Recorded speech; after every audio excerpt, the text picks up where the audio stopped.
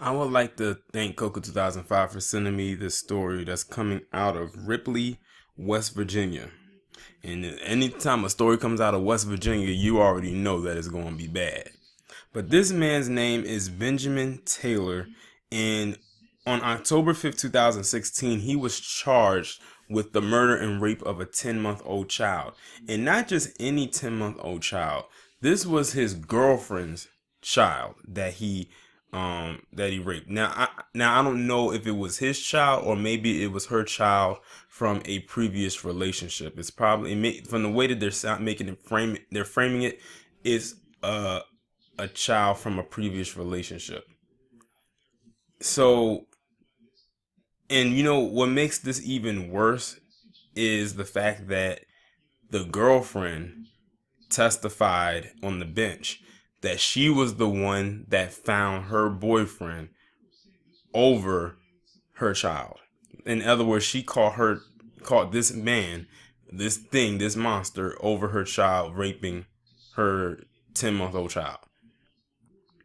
Because according to the article, it says that she found him shirtless with his pants unbuttoned and leaning over her child naked, who was her daughter. And they said there was blood stains and a wet spot on him.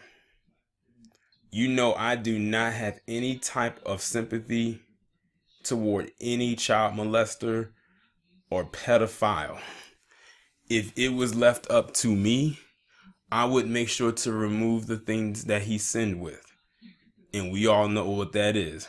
And you all know I would take one big ass cinder block, make him sit with do a man spread, and drop that cinder block on his shit.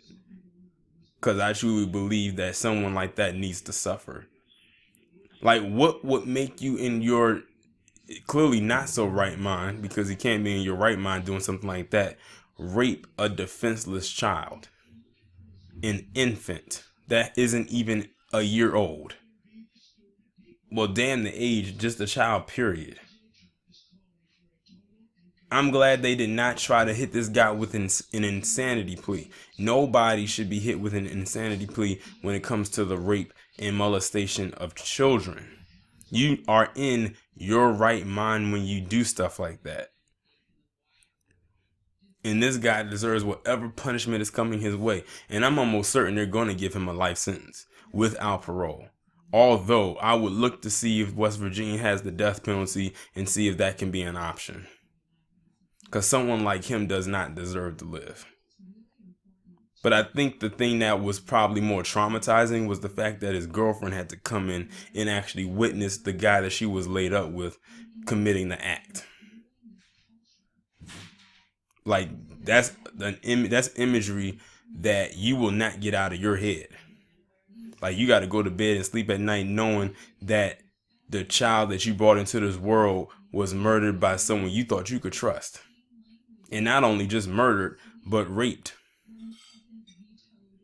See, it's a reason why I do stories like this. And a lot of people say, I don't know how you do it. But I think I've gotten into a journalistic mindset where I have to put sometimes emotions to the side unless it's one of those stories that really, really gets to me. Like the one that I did back in January about the little black boy that was hit by that opioid junkie. And that almost killed his dad, but killed him. That was the last time I think I got really emotional over a story.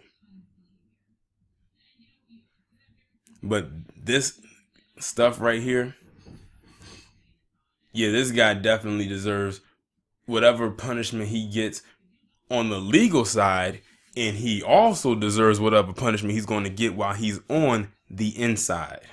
And when I say on the inside, I mean when he's in prison, because that's exactly where he's going. That's where he deserves to be. He deserves to be nowhere else but there.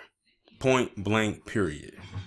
Y'all let me know what you think about this down in the comments. Like, share, subscribe. I'll talk to you in the next one.